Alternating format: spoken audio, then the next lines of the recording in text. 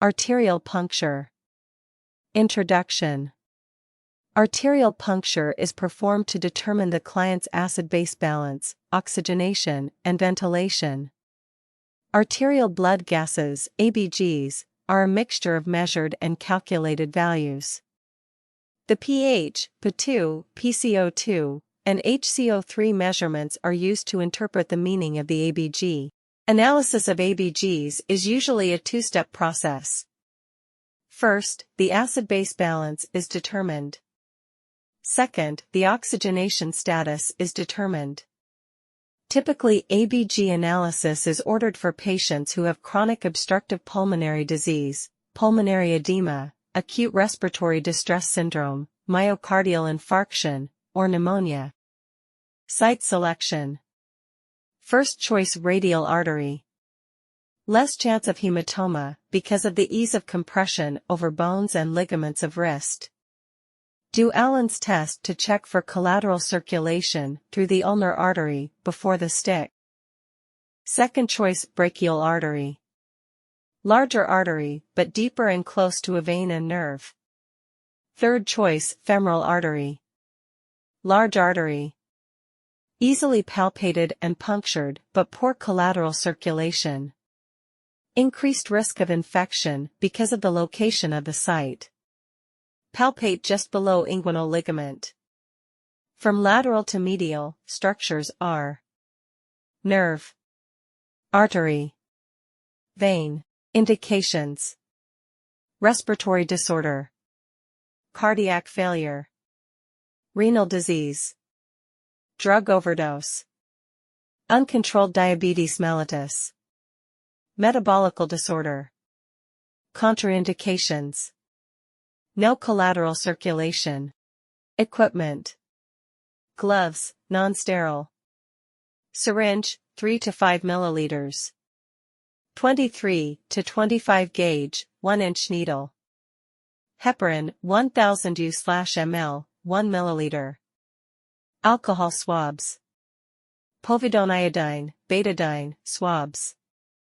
Cup of ice. Small block of rubber or latex. 2x2 gauze. Tape. Procedure. Prepare the collection equipment before entering the patient's room. Wash your hands thoroughly, then open the ABG kit and remove the sample label and the plastic bag. Select the site. Position the client with the site easily accessible. If using the radial artery, the wrist should be hyperextended. Put on gloves. Continued. Draw up 1 milliliter of 1,000 heparin into the syringe. Pull the plunger all the way back. Expel all the heparin. The syringe is now coated with heparin. Palpate the artery proximally and distally. Cleanse the site with alcohol. Apply povidone iodine to the area in a circular motion, starting where you plan to puncture and working outward. Continued.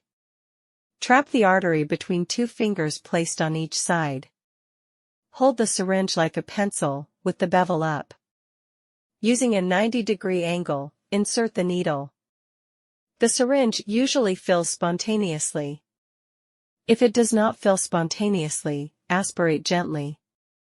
If you do not get blood, pull back the needle without coming out of the skin and redirect toward the artery. Continued. When the specimen is obtained, withdraw the needle. Apply firm pressure to the site for 5 minutes. Apply pressure for 10 minutes if the client is on anticoagulants. Expel the air from the syringe. Rotate the syringe to mix the contents. Continued. Place the needle tip into a rubber block. Place the syringe into a cup of ice. Check the site for bleeding. Cleanse the site with alcohol, and apply a 2x2 pressure dressing. Special considerations. If the patient is receiving oxygen, make sure that his therapy has been underway for at least 15 minutes, before collecting an arterial blood sample. If the patient has received a nebulizer treatment, wait about 20 minutes, before collecting the sample. If you use too much force when attempting to puncture the artery, The needle may touch the periosteum of the bone, causing the patient considerable pain. Client instructions. Keep pressure dressing in place for 30 minutes, then remove. Observe for signs and symptoms of infection, such as increase in pain after 24 hours, increase in temperature, redness or swelling. If any signs or symptoms of infection are found, return to the office.